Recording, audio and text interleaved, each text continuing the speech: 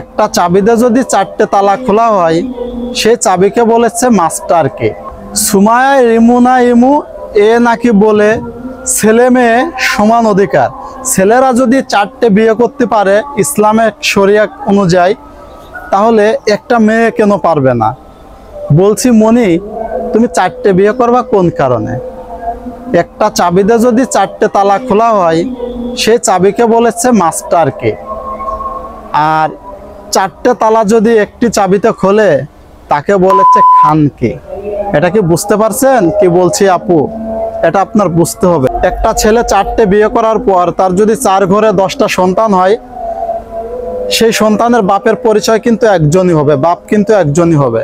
আর আপনি যদি 4টে বিয়ে করেন বা 4 ঘরে যদি একটা সন্তান হয়, তাহলে তো সন্তানদের বাপের নাম কি দিবি?